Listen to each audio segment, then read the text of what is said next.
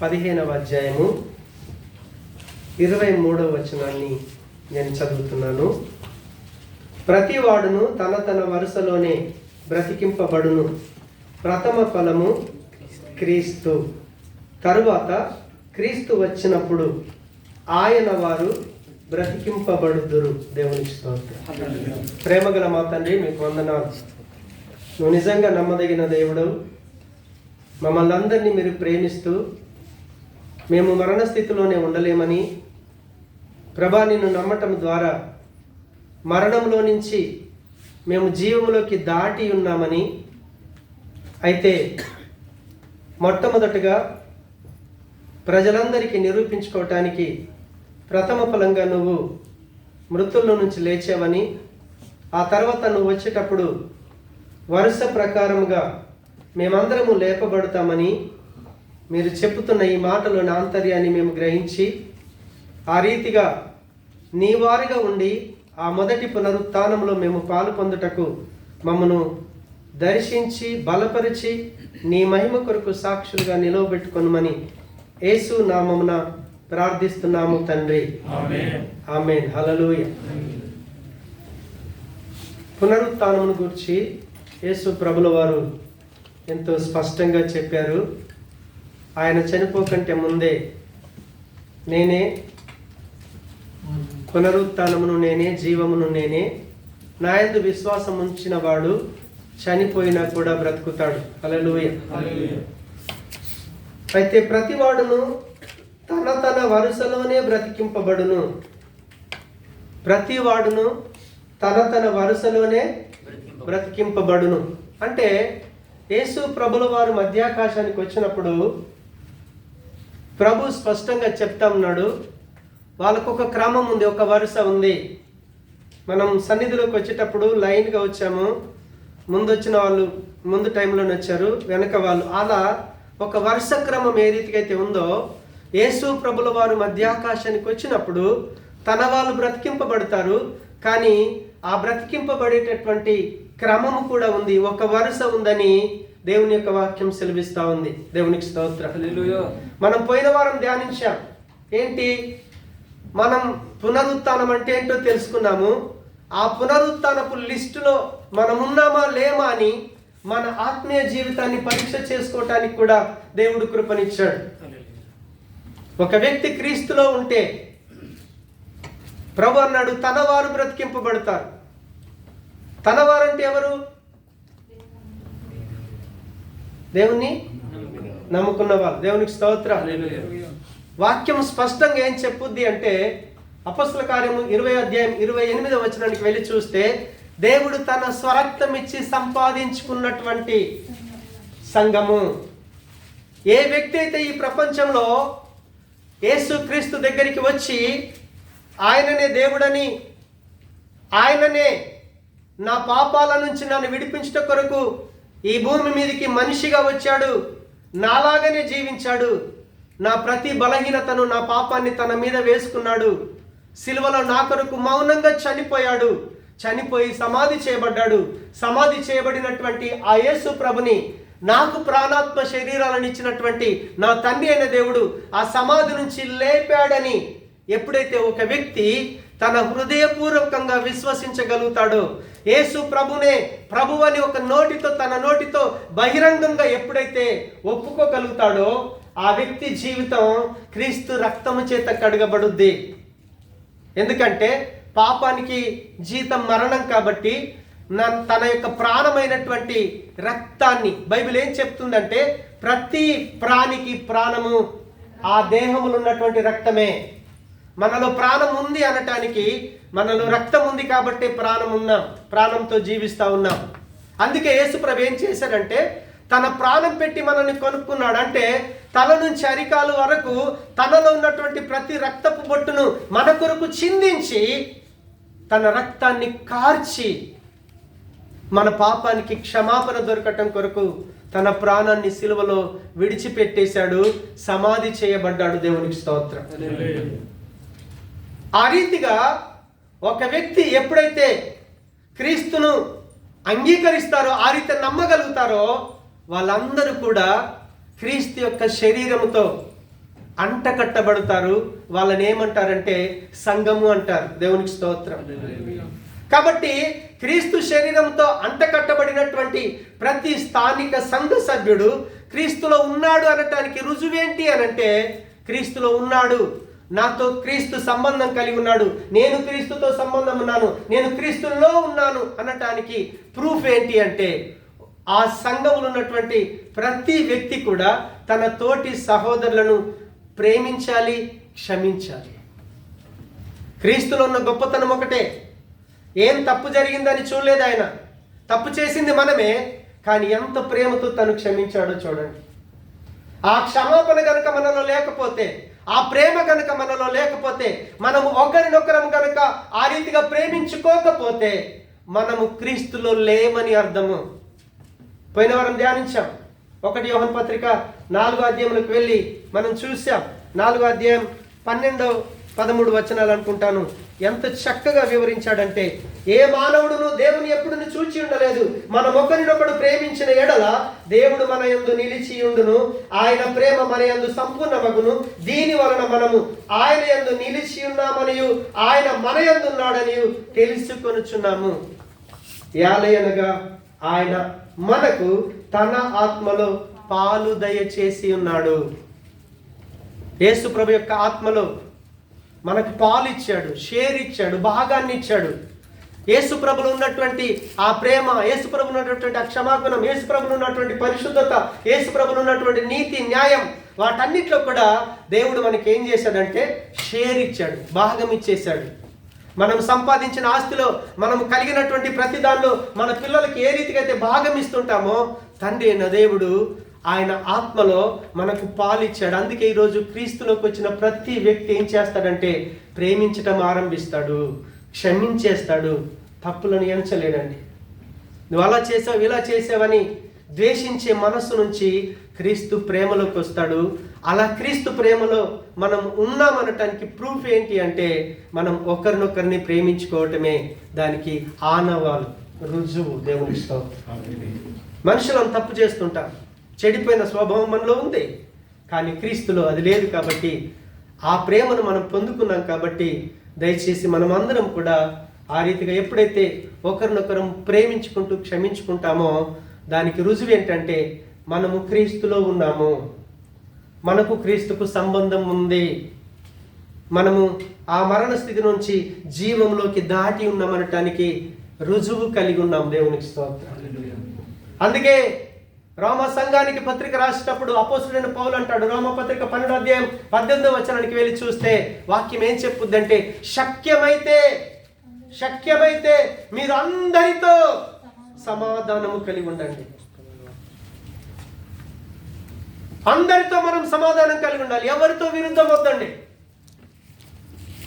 ఆ రీతిగా జీవించడానికి ఒక క్రైస్తవుడు ప్రయాసపడాలి. దేవునికి స్తోత్రం. హల్లెలూయా. ఎప్పుడైతే ఆ రీతిగా అందరితో మనం ప్రేమగా ఉండటానికి, అందరినీ క్షమించడానికి మనం సిద్ధపడుతూ ఉంటామో, మనం మరణంలో నుంచి జీవంలోకి దాటి ఉన్నాం. కాబట్టి మన జీవితం యొక్క క్రమం ఎక్కడికి వెళ్ళుద్ది అంటే, యేసు ప్రభుల వారు వచ్చినప్పుడు పునరుత్థానం అయ్యేటటువంటి లిస్టులోకి మనం వెళ్ళిపోతూ ఉంటాం. ఆ వరుసలో మనం ప్రయాణం చేస్తూ ఉంటాం.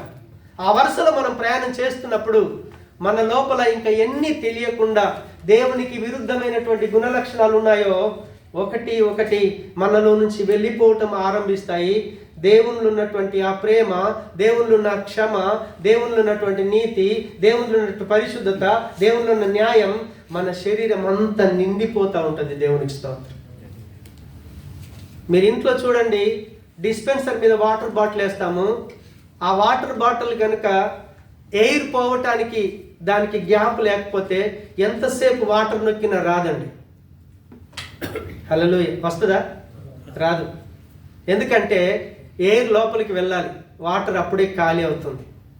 ఒక వ్యక్తి దేవుని మాటలను స్వీకరించడానికి ఎప్పుడైతే ఇష్టపడతాడో, ప్రేమిస్తుంటాడో ప్రభువుని, ఆ వ్యక్తిలో జరిగే అద్భుతమైన కార్యం ఏంటి అనంటే, మనల్ని మరణంలోకి నడిపించే ప్రతి చెడు మనలో నుంచి ఒకటి వెళ్ళిపోతూ ఉంటే దేవుని యొక్క ప్రేమ చేత మనము నింపబడతాం.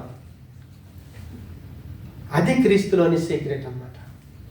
యేసు ప్రభుల వారిని మీరు గమనించండి, ఎంతమంది విమర్శించిన యేసు ప్రభులో లోపం ఉన్నదని, దోషం ఉన్నదని ఒక్కడు కూడా నిరూపించలేకపోయాడు. అందుకే యేసు ప్రభు సవాల్ చేశాడు, నాలో పాపం ఉన్నదని ఎవడైనా సరే ఈ ప్రపంచంలో నిరూపిస్తాడా, స్థాపిస్తాడని సవాలు చేసినటువంటి యేసు ప్రభు జీవితంలాగా మన జీవితం మారుకుంటూ వెళ్తూ ఉంటుంది.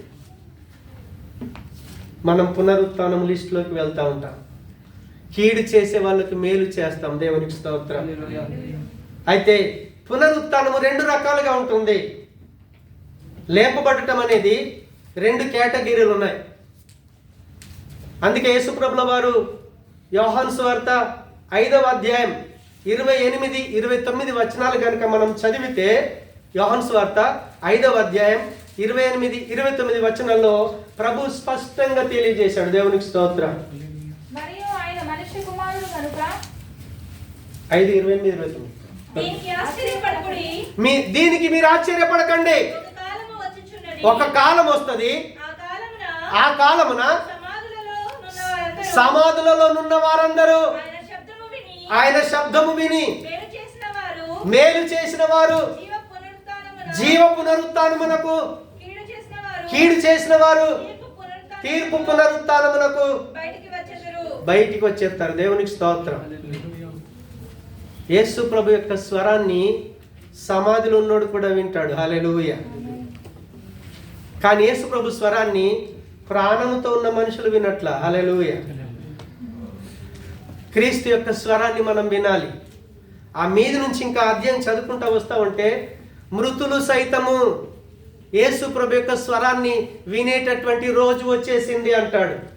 అంటే అపరాధముల చేత, పాపముల చేత చచ్చిపోయిన ప్రతి మానవుడు క్రీస్తు యొక్క మాటను వింటాడు, తిరిగి జీవములోకి వస్తాడు. ఆ రీతిగానే మనం అందరం కూడా ఆత్మీయంగా చచ్చిపోయిన మనం యేసు ప్రభు యొక్క మాటల్ని నమ్మాము, క్రీస్తును నమ్మాము, క్రీస్తును స్వీకరించాము. మన చచ్చిపోయిన ఆత్మ మళ్ళీ బ్రతికింది. అందుకే ఆత్మస్వరూపుడైన దేవుణ్ణి ఈరోజు ఆరాధన చేయగలుగుతా ఉన్నాం. దేవునికి స్తోత్రం. మృతుల పునరుత్థానం జరుగుతుంది. అయితే మొట్టమొదటిగా క్రీస్తు లేపబడ్డాడు, దాన్ని ప్రూఫ్ చేశాడు. ఆ తర్వాత అంటున్నాడు 23వ వచనంలో, 1 కొరింథీ 15:23 వచనంలో, ప్రతి వాడును తన తన వరుసలోనే బ్రతికింపబడును, ప్రథమ ఫలం క్రీస్తు, తర్వాత క్రీస్తు వచ్చినప్పుడు ఆయన వారు బ్రతికింపబడుదురు. దేవునికి స్తోత్రం. ఎవరట? హల్లెలూయా. ఆయన వారు బ్రతికింపబడుదురు. దేవునికి స్తోత్రం. ఎలక్షన్స్ జరుగుతాయి. ఏ నాయకుడైతే గెలిచాడో ఆ నాయకుడు ఏం చేస్తాడు? పార్లమెంట్లో వెళ్ళి కూర్చుంటాడు, సీఎం అవుతాడు. ఆయన మినిస్టర్లు, క్యాబినెట్ మినిస్టర్లు అవుతా ఉంటారు, ఆయనకు సంబంధించిన వాళ్ళందరూ కూడా. హల్లెలూయా. అదే రీతిగా ఈ భూమి మీద చనిపోయి తిరిగి లేచిన తర్వాత మళ్ళీ చనిపోకుండా బ్రతికినటువంటి యేసుక్రీస్తుని ఎంతమంది అయితే నమ్మారో ఆయన వాళ్ళందరూ కూడా మొట్టమొదలు లేపబడతారు. దేవునికి స్తోత్రం. అంటే క్రీస్తును స్వరక్షకుడిగా అంగీకరించి ఆయన మాటల ప్రకారంగా జీవిస్తూ, ఆయన ఏ రీతిగా అయితే మనుషులను ప్రేమించాడో, ఏ రీతిగా అయితే క్షమించాడో, ఆ రీతిగా ప్రేమ క్షమాపణలతో ఒక వ్యక్తి జీవిస్తూ ఉంటాడో ఆ వ్యక్తిని ఏమంటామంటే క్రీస్తు శరీరంతో అంటకట్టబడినటువంటి బిడ్డ. కాబట్టి ఆ గ్రూప్ అంతటిని సంఘము అంటారు. సంఘము. ఇలా స్థానికంగా సంఘాలు ప్రపంచమంతటి ఉన్నాయి. ఆ ప్రపంచమంతటి ఉన్నటువంటి ప్రతి స్థానిక సంఘంలో ఏ వ్యక్తి అయితే క్రీస్తు ప్రేమను పంచుతూ, ఆయన క్షమాపణ గుణాన్ని పంచుతూ ఎప్పుడైతే జీవించగలుగుతాడో ఆ వ్యక్తి జీవ పునరుత్థానంలోనికి వెళ్తా ఉంటాడు. కీడు చేసిన వాళ్ళకి కీడు చేయడండి, తిట్టిన వాళ్ళను తిట్టడండి, కొట్టిన వాళ్ళను కొట్టలేడు ఆయన. ఆ రీతిగా మేలు చేసే స్థితిలోకి వెళ్తుంటాడు. కాబట్టి మేలు చేసిన వారందరూ కూడా జీవ పునరుత్థానము. దేవునికి స్తోత్రం. ఫస్ట్ గ్రూపు యేసు ప్రభుకు చెందిన వాళ్ళు. అంటే ఆయనను ఎప్పుడైతే తన దేవుడిగా, తన పాపాలకు క్షమించిన వాడుగా, తన విమోచకుడిగా తను ఎప్పుడైతే హృదయంలో విశ్వసిస్తున్నాడో ఆ వ్యక్తి తన పాపాల విషయంలో క్షమించబడటమే కాదు, తన జీవితం పవిత్రమవుతుంది, పరిశుద్ధాత్మతో ముద్రించబడతాడు, యేసు ప్రభు శరీరంతో అంటకట్టబడతాడు. అలాంటి వాళ్ళందరూ కూడా మొట్టమొదటి లిస్టులో లేపబడతారు. దేవునికి స్తోత్రం. రెండవదిగా చూస్తే ప్రకటన గ్రంథం 20వ అధ్యాయం 4వ వచనాన్ని కనుక మనం చూస్తే, ప్రకటన గ్రంథం అంతట సింహాసనములను చూచితిని, వాటి మీద ఆశలై ఉండు వారికి విమర్శ చేయటకును అధికారం ఇవ్వబడును, మరియు క్రూర ముఖములకైనను దాని ప్రతిమకైనను నమస్కారము చేయక తమ నొసలయందు గాని చేతులయందు గాని దాని ముద్ర వేయించుకొనని వారిని. హల్లెలూయా. యేసు విషయమై తామిచ్చిన సాక్ష్యము నిమిత్తమును దేవుని వాక్యము నిమిత్తమును శిరచ్ఛేదనము చేయబడిన వారి ఆత్మలను చూచితిని. దేవునికి స్తోత్రం. ఎప్పుడైతే సంఘం ఎత్తబడుతుందో, దేవునికి స్తోత్రం, వాక్యములో స్పష్టంగా ఉంది, క్రీస్తు తన వారు లేపబడగానే మధ్యాకాశంలో యేసు ప్రభుల వారితో పాటు 7 సంవత్సరాలు పెళ్లి విందులో సంఘం ఉంటుంది. విడువబడిన వారు 7 సంవత్సరాలు భయంకరమైన శ్రమలను అనుభవిస్తారు. దేవునికి స్తోత్రం. మీరు ప్రకటన గ్రంథం 6వ అధ్యాయం నుంచి 11వ అధ్యాయం దాకా ఈ అధ్యాయాలు చదవండి. అక్కడ స్పష్టంగా ఉంటుంది ఏంటంటే, ముద్ర, ఒక మొదటి ముద్ర విప్పగానే ఈ స్థితి, రెండవది, మూడవది, 7 ముద్రలు అయిపోతాయి. ఆ తర్వాత బూరల శ్రమలు స్టార్ట్ అవుతాయి. దేవునికి స్తోత్రం. 3.5 సంవత్సరాలు దేవుడు హింసిస్తాడు, 3.5 సంవత్సరాలు సాతానుగాడికి అప్పగిస్తాడు. సాతానుగాడికి అప్పగించబడినప్పుడు వాడు ఏం చేస్తాడంటే, ఆ 3.5 సంవత్సరాల్లో వాడొక కోడ్ ఇస్తాడు. దేవునికి స్తోత్రం. 666 అంటున్నారు. ఆ 666 ముద్ర ఎవడైతే వేయించుకుంటాడో వాడికి మాత్రమే గవర్నమెంట్కి సంబంధించిన ప్రతిదీ దొరుకుద్ది, లేదంటే ఏది దొరకదు. వాడికి మొక్కాలి, వాడే దేవుడు. ఆ రీతిగా వాడికి మొక్కకుండా కొంతమంది ఏం చేస్తారంటే, యేసు ప్రభు వస్తాడని మేము విన్నాం, ఆయన రాకడ ఉందని మేము విన్నాం, కానీ నిజంగా ఆయన దేవుడని, మా పాపాల కొరకు చనిపోయాడని, తిరిగి లేచాడని, మళ్ళీ రాబోతున్నాడని ఎంతమంది ప్రవక్తలు, ఎంతమంది సేవకులు చెప్పినా వినకుండా మొండి హృదయంతో ఉన్నారే, వాళ్ళప్పుడు గ్రహిస్తారట. దేవునికి స్తోత్రం. గ్రహించి ఆ 3.5 సంవత్సరాలలో వాడు చంపేసినా సరే చచ్చిపోవటానికి సిద్ధపడతారు, క్రీస్తే దేవుడని చెప్తారు. అటువంటి వారు ఆ 3.5 సంవత్సరాల్లో, ఆ 7 సంవత్సరాల శ్రమల కాలంలో యేసు క్రీస్తు కొరకు హతసాక్షులైన వారు లేపబడతారు. దేవునికి స్తోత్రం. హతసాక్షులైన వారు లేపబడతారు. హల్లెలూయా. 3వ గ్రూప్ కనుక మనం చూస్తే, ఈ హతసాక్షులైనటువంటి వారు నిజంగా ప్రకటన గ్రంథం 6వ అధ్యాయం 11వ అధ్యాయం దాకా మీరు చదవండి, ప్రతి సన్నివేశం క్లియర్గా వివరించబడింది. హల్లెలూయా.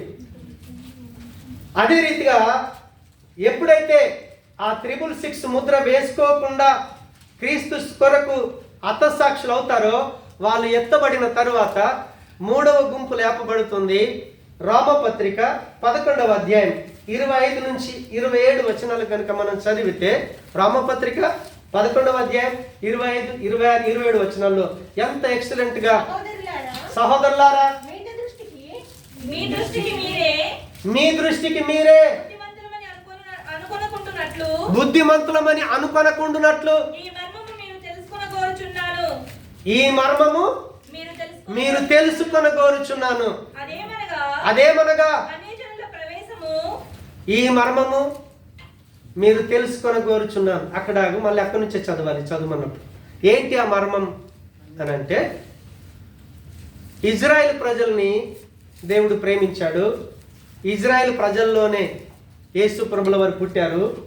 ఒక సందర్భం వచ్చింది, ఒక స్త్రీ వచ్చి, అయ్యా నా కూతురుకు దయ్యం పట్టింది, దయచేసి ఆమెను బాగు చేయండి అంటే, యేసు ప్రభు స్వయంగా అన్నాడు, నేను వచ్చింది ఇజ్రాయెల్ ప్రజల కొరకే వచ్చాను, అన్యజనుల కొరకు రాలేదమ్మా అని తిరస్కరించాడు.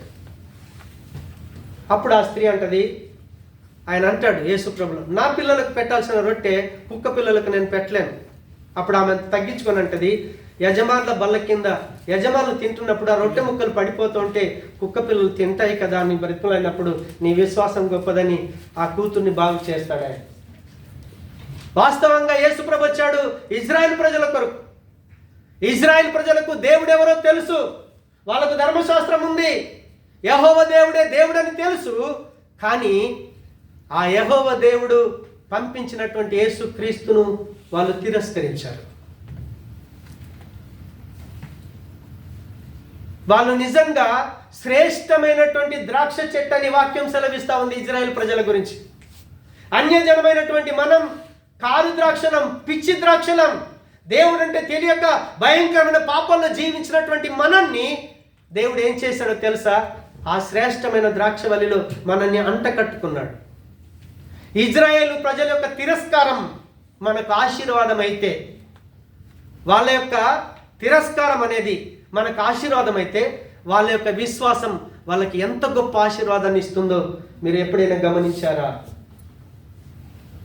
ఇప్పుడు నా ద్వేషం మీకు ఆశీర్వాదం అయితే, నా విశ్వాసం నాకు ఇంకెంత గొప్ప ఆశీర్వాదాన్ని ఇస్తుంది.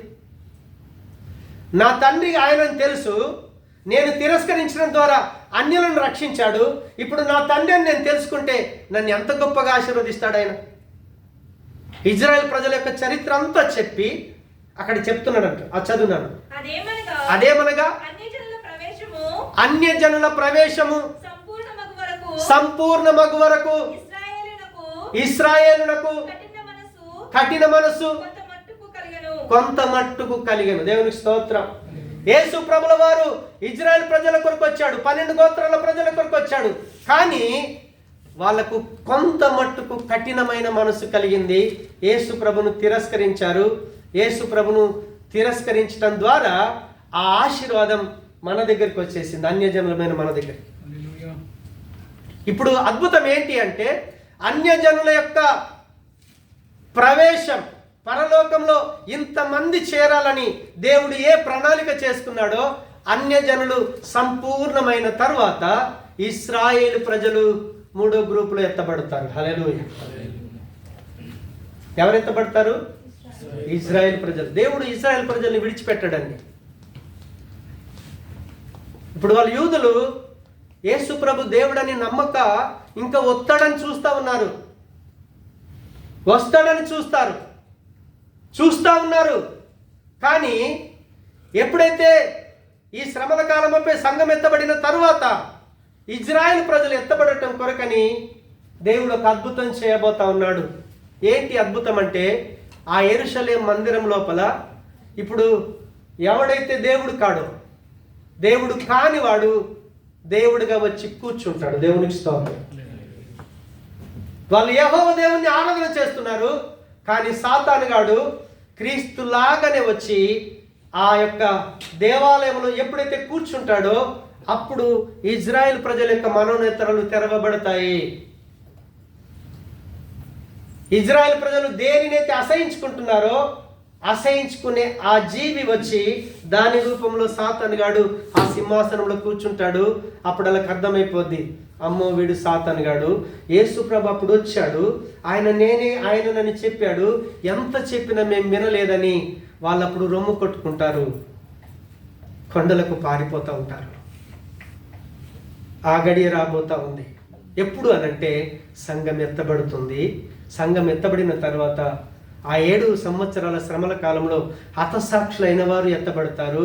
హతసాక్షులు ఎత్తబడిన తర్వాత జరిగేటటువంటి 3వ సంఘటన ఏంటి అంటే, యేసు ప్రభు కూడా స్వయంగా చెప్తాడు. యోహాను సువార్త 10వ అధ్యాయం 16వ వచనం ఒకసారి చదవండి. యోహాను సువార్త 10వ అధ్యాయం 16వ వచనం త్వరగా. ఈ దొడ్డివి కాని వేరే గొర్రెలు కూడా నాకున్నాయి, వాటిని కూడా నేను తోడుకొని రావలెను, అవి నా స్వరాన్ని వింటాయి. అప్పుడు మంద ఒక్కటియు గొర్రెల కాపరి కూడా ఒక్కడే అవుతాడు. యూదులకు చెప్తా ఉన్నాడు, ఇజ్రాయెల్ ప్రజలకు చెప్తా ఉన్నాడు, మీరే నా గొర్రెలు అనుకుంటున్నారేమో, ఈ దొడ్డివి కానీ వేరే గొర్రెలు కూడా ఉన్నాయి, వాటిని కూడా నేను తీసుకొని వస్తాను. అప్పుడు కాపరి ఒక్కడవుతాడు, మంద కూడా ఒకటే అవుతుంది. ఇజ్రాయెల్ ప్రజలు, అన్య జనాంగం అందరూ కూడా ఒక్కటవుతారు. దేవునికి స్తోత్రం. అదే విషయాన్ని తెస్సలోనికులకు 2వ పత్రిక రాసేటప్పుడు 2వ పత్రిక 3-4 వచనాలు కనుక మనం చదివినట్టయితే, దానియేలు ప్రవచించిన ప్రవచనాన్ని, దానియేలు గ్రంథం 12వ అధ్యాయం 11వ వచనాన్ని కూడా మనం చూసినట్టయితే అదే సత్యం అక్కడ రాయబడి ఉంది. హల్లెలూయా. సాతాను గాడు వచ్చి కూర్చుంటాడు, వాళ్ళు పందిని అసహించుకుంటారు, అది వచ్చి దేవుని యొక్క సింహాసనం మీద కూర్చుంటది. అప్పుడు ఇజ్రాయెల్ ప్రజల యొక్క మనోనేత్రాలు వెలుగుతాయి. అప్పుడు క్రీస్తును అంగీకరిస్తారు. అప్పుడట జరిగేటటువంటి అద్భుతం ఏమిటి అని అంటే, ప్రకటన గ్రంథం 7వ అధ్యాయం 4 నుంచి 10 వచనాలు మీరు తర్వాత చదవండి. ఒక్కొక్క గోత్రానికి 12,000 చొప్పున 1,44,000 మంది ఇజ్రాయెల్ ప్రజలు పరలోకంలో ప్రవేశిస్తారు. దేవునికి స్తోత్రం. హల్లెలూయా. ఈ 3 గుంపులు ఎత్తబడిన తర్వాత జరిగేటటువంటి అద్భుతం ఏంటి అంటే, ప్రకటన గ్రంథం 20వ అధ్యాయం 4వ వచనంలో చూడండి. శిరఛేదనం చేయబడిన వారి ఆత్మలు చూచితిని, వారు బ్రతికిన వారు 1000 సంవత్సరములు కూడా క్రీస్తుతో రాజ్యము చేసిరి. దేవునికి స్తోత్రం. ఎప్పుడైతే ఇజ్రాయెల్ ప్రజలు ఎత్తబడతారో యేసు ప్రభుల వారు మళ్ళీ ఇదే భూమి మీదకి వస్తాడు. దేవునికి స్తోత్రం. మనమందరం ఏ భూమి మీద ఉన్నామో అదే భూమి మీదకి వస్తాడు. 1000 సంవత్సరాల పరిపాలన చేస్తాడు. ప్రకటన గ్రంథం 20వ అధ్యాయం 2-3 వచనాలు కనుక మనం చూస్తే, అతడు ఆది సర్పమును అనగా అపవాదియు సాతానును అను ఆ ఘట సర్పమును పట్టుకొని 1000 సంవత్సరములు వారిని బంధించి అగాధములో పడవేసి, ఆ 1000 సంవత్సరములు గడుచు వరకు ఇక జనములను మోసపరచకుండునట్లు అగాధమును మూసి దానికి ముద్ర వేసెను. సాతాను గాని బంధించాడు అనుకోండి, అప్పుడు ఎలా ఉంటుందో తెలుసా? సాతాను గాడితో సంబంధం లేనప్పుడు ఆదాము, హవ్వ, జంతువులు అందరూ కలిసి జీవించారు. ఆదాము పెళ్లికి ఎంతమంది అతిథులు వచ్చారో తెలుసా? చెప్తారా ఎవరైనా? ఆదాము పెళ్లి దేవుడు చేసినప్పుడు వచ్చినటువంటి గెస్టులు ఎవరో చెప్తారా? చెప్పరా? ప్రతి ప్రాణి వచ్చేసింది. హల్లెలూయా. అందరూ ప్రేమతో కలిసి ఉన్నారు. ఎప్పుడైతే ఈ 1000 సంవత్సరాల పరిపాలన ఈ భూమి మీద జరుగుతుందో అప్పుడు యేసు ప్రభుల వారు సింహాసనం మీద కూర్చుంటాడు. యేసు ప్రభుల వారి కొరకు శిరఛేదనం చేయబడినటువంటి ఆ 12 ఎవరైతే ఉన్నారో ఒక్కొక్క సింహాసనం మీద కూర్చుంటారు. వాళ్ళు రాజ్యాధికారం పరిపాలన చేస్తారు. చిన్న చిన్న లీడర్స్ ఉంటారు. హల్లెలూయా. ఎవరో తెలుసా? సోనపూర్ వెళ్ళాము. ప్రకాష్ వెళ్ళి సోనపూర్లో పరిచయం చేశాడు అనుకోండి, ఎంతమందిని ప్రభులకు నడిపించాడో తెలియదు. ఆ రోజు ఏం చేస్తాడంటే, ప్రకాష్ సోనపూర్ ఏరియా నీదే, దేవునికి స్తోత్రం, ఆ ప్రాంతాన్ని పరిపాలించడానికి నువ్వే, ఆ వార్డు కౌన్సిలర్ నువ్వే, ఈ గ్రామానికి సర్పంచ్ నువ్వే. ఆ రీతిగా దేవుని యొక్క రాజ్యం ఎంత చక్కటి పరిపాలన. మీరు ఆలోచన చేయండి. యెషయా గ్రంథం ఒకసారి చూద్దాం. దేవునికి స్తోత్రం. యెషయా గ్రంథంలోకి వెళ్ళి 11వ అధ్యాయం 6 నుంచి 10 వచనాలు చదివితే మనకు ఆశ్చర్యం వేస్తుంది. తోడేలు గొర్రెపిల్ల కలిసి ఉంటాయా? కలిసి ఉంటాయా? ఆహా. ఆ రోజు ఎలా ఉంటుందో చూడండి. తోడేలు గొర్రెపిల్ల కలిసి ఉంటుంది. చిరుతపులి మేకపుల దగ్గరకు వచ్చి పడుకుంటది.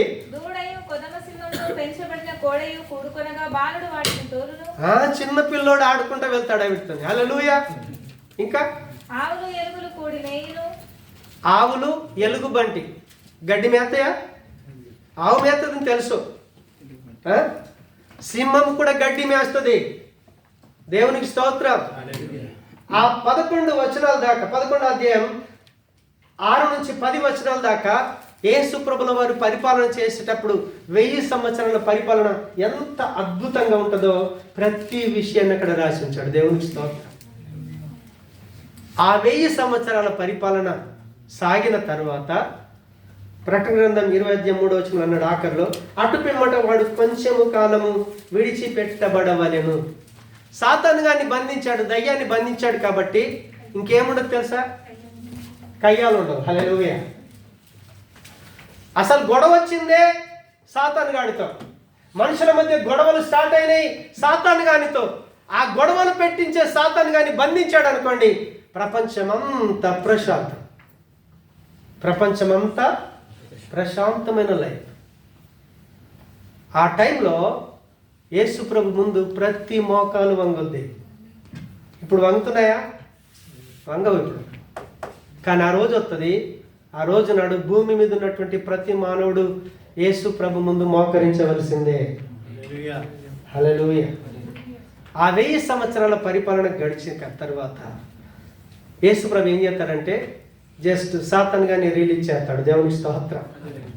సాతాను గారిని ఎప్పుడైతే రిలీజ్ చేశాడో ప్రకటన గ్రంథం 20 అధ్యాయం 7 నుంచి మనం చదివితే 9 వచనాల్లో ఏముంటుందంటే, 1000 సంవత్సరాలు గడిచిన తర్వాత సాతాను తానున్న చెరువు నుంచి విడిపిపడును, భూమి నలు దిశలందు జనములను లెక్కకు సముద్ర పిస్కల వలె ఉన్న గోగు మాగోగు అని వారిని మోసపరిచి వారిని యుద్ధమునకు పోగు చేయటకై వాడు బయలుదేరును.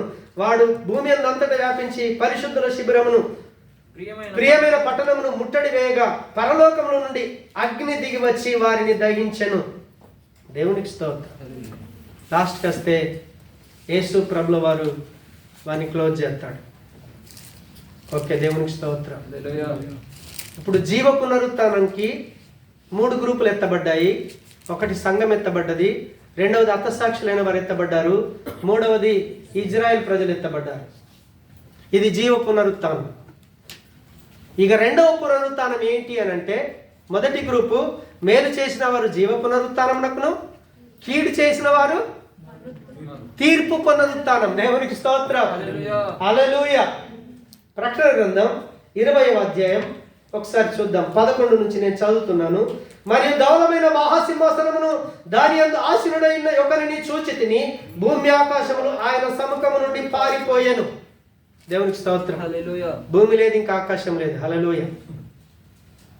ఏం జరుగుతుందంటే అప్పుడు వాటికి నిలువు చోటు కనబడకపోయాను, మరియు గొప్పవారేమి కొద్దివారేమి మృతులైన వారందరూ ఆ సింహాసనం ఎదుట నిలవబడి ఉండుట చూచి తిని, అప్పుడు గ్రంథములు విప్పబడెను, మరియు జీవ గ్రంథమును వేరొక గ్రంథము విప్పబడెను. ఆ గ్రంథముల యందు వ్రాయబడి ఉన్న వాటిని బట్టి తమ తమ క్రియల చొప్పున మృతులు తీర్పు పొందిరి. సముద్రము తనలో ఉన్న మృతులను అప్పగించెను, మరణమును పాతాళమును వాటి వశమున్న మృతులను అప్పగించెను. వారిలో ప్రతివాడును తన క్రియల చొప్పున తీర్పు పొందెను.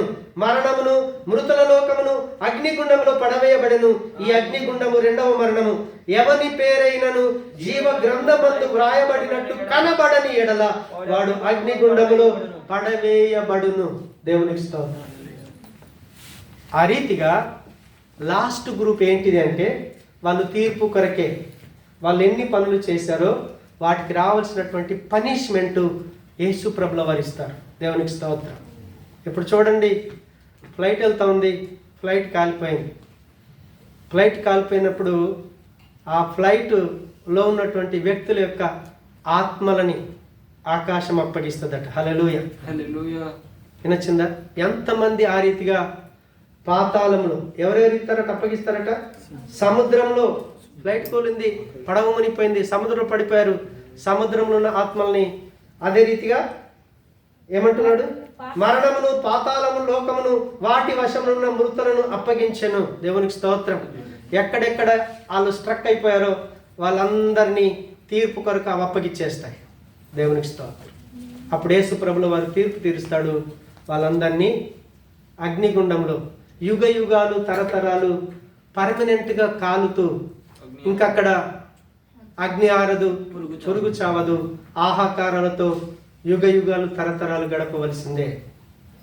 ఆ తర్వాత జరిగేటటువంటి అద్భుతమైన కార్యం ఏంటి అంటే 21వ వచనానికి వస్తే, ఇప్పుడు మనం చూస్తున్న కొత్త ఆకాశం అది పాతది. ఆఫ్టర్ ఆల్ అనుకుంటాం మనిషిని కదా, కానీ ఆ మనిషి పాపం కొరకు దేవుడు ఆకాశాన్ని భూమిని సమస్తమును శపించేశాడు. కొత్త భూమి కొత్త ఆకాశం వస్తుంది. ఆ కొత్తగా ఉన్నటువంటి భూమి మీద పరలోకం నుంచి దిగి వచ్చే నూతన యెరూషలేము అనే పట్టణం ఉంటుంది. దాంట్లో దేవుడు మనమందరము యుగ యుగాలు తరతరాలు కలిసి ఉంటాం. హల్లెలూయా. దేవునికి స్తోత్రం. కానీ ఒకటి గమనించండి, ఆ మృతుల పునరుత్థానం ఏదైతే ఉందో, యేసు ప్రభుల వారు ఎప్పుడొస్తాడో తెలియదు.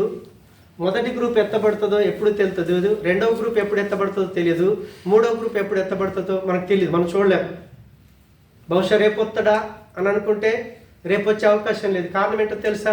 ప్రపంచమంతా సువార్త ప్రకటించబడాలి. ప్రతి ఒక్కరికి సువార్త అందిన తర్వాత రేపు ప్రొద్దున తీర్పు తీర్చేటప్పుడు, ఇప్పుడు సైమన్ అడిగాడు అనుకో, ఆయన అనకూడదు ఏంటి, యేసు ప్రభు గురించి నాకు ఎవడు చెప్పలేదండి, అందుకే నేను నరకంలో నేను పాపం చేశానంటే అని చెప్పక అవకాశం లేకుండా ప్రతి ఒక్కరికి సువార్త అందబడుతుంది. ఆ కార్యం ఇప్పుడు జరుగుతూ ఉంది. అందుకే టీవీలలో ప్రతి దాంట్లో క్రీస్తుని కూర్చున్న సమాచారం ప్రపంచం అంతటా వెళ్ళిపోతుంది. ప్రతి ఒక్కడు కూడా యేసు ప్రభు దేవుడని, రక్షకుడని, విమోచకుడని, ఆయన శిలువలో చనిపోయింది మనకేనని, ఆయన చనిపోయి లేచింది మన కొరకేనని ప్రతి ఒక్కరికి సమాచారం అందగానే యేసు ప్రభుల వారి మధ్యాకాశానికి వచ్చేస్తాడు. సరే, ఆయన ఎప్పుడు వస్తాడో నో ప్రాబ్లం. కానీ ఇప్పుడే మనలో ప్రాణం ఉన్నప్పుడే యేసు ప్రభును కనుక అంగీకరించి ఉంటే రేపు మరణం వచ్చినా సరే, రేపు యేసు ప్రభు వచ్చినా సరే మనం ఖచ్చితంగా ఎత్తబడతాం. దయచేసి మీరు యేసు ప్రభును అంగీకరించటం, యేసు ప్రభు మాటల ప్రకారంగా జీవించడానికి చాలాసార్లు వాయిదాలు ఎత్తాం. మనం ఏం చెప్తాం తెలుసా? పరిశుద్ధాత్మ దేవుడు కొన్నిసార్లు ఒప్పిస్తాడు, అయ్యో యేసు ప్రభు నమ్ముకున్నాను, చచ్చిపోతే నరకానికి వెళ్తానని మళ్ళీ వాయిదా ఎత్తా ఉంటాం. కొన్నిసార్లు అంటాం, ప్రభా నేను ఇల్లు అడిగాను, లేకపోతే నేను ఇది అడిగాను, అది అడిగాను, ఇంకా అది చేయలేదు, అది చేసిన తర్వాత నేను తీసుకుంటాను. చేసిన తర్వాత తీసుకోవటానికి ఏమీ ఉండదు. హల్లెలూయా. ప్రాణం ఉండగానే ప్రభుని నమ్ముకునాలి. దీపం ఉండగానే ఇల్లు చక్కబెట్టుకునాలి. ప్రాణం ఉండగానే నీవు ప్రభును నమ్ముకో, దీపం ఉండగానే నీవు చక్కబెట్టుకో. రేపనేది మనకు తెలియదు, క్షణం తర్వాత ఏం జరుగుతుందో మనకు తెలియదు. దేవుడిచ్చినటువంటి ప్రాణం మనలో ఈ శరీరం ఉండగానే, ఎందుకంటే ప్రాణం ఉన్నంతసేపే ఆత్మ మనతో ఉంటుంది. ఈ ప్రాణం వెళ్ళిపోగానే ఆత్మ కూడా వెళ్ళిపోతుంది. అప్పుడు నీ చేతులారా ఆత్మ నీ నుంచి మిస్ అయిపోతే దానిని రక్షించుకునే అవకాశం నీకు నాకు ఎవరికి లేదు. కాబట్టి వాయిదాలు వేయకండి, ప్రభును నమ్మండి. పాపుల లిస్టుల నుంచి, మరణం లిస్టు నుంచి జీవము లిస్టులోకి వద్దాము. యేసు ప్రభు వచ్చినప్పుడు ఆయన రాకడ ఎత్తబడదాము. దేవుడి మాటలు దీవించును గాక. ప్రేమగల మా తండ్రి, మీకు వందనాలు. నువ్వు నమ్మదగిన దేవుడు స్వామి. మనుషుల మాలో చెడు స్వభావం ఉంది. మేము నీలోకి వచ్చిన తర్వాత నీ ప్రేమను మేము పంచగలిగిన రోజు, నీలాగా మేము క్షమించగలిగిన రోజు, మేము నీ యందు ఉన్నామని, మీరు మాలో ఉన్నారని రుజువని నీ వాక్యం సెలవిస్తూ ఉంది స్వామి. ఆ రీతిగా మేమందరము జీవించి సంఘంలో ఉన్నటువంటి ప్రతి ఒక్కరితో, శక్యమైతే అందరితో మేము సమాధానం కలిగి ఉండాలి, అందరితో ప్రేమ కలిగి ఉండాలి. అలాంటి జీవితాన్ని దేవ మాకు నువ్వు బిడ్డలందరికీ మీరు దయచేయండి.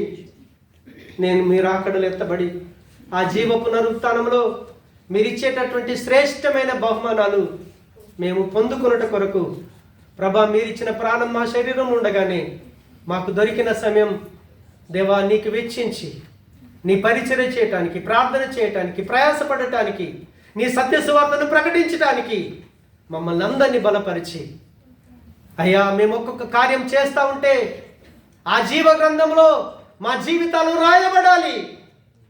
దాంట్లో మా పేరు కనుక లేకపోతే మేము తీర్పు పునరుత్థానానికి వెళ్తాం స్వామి.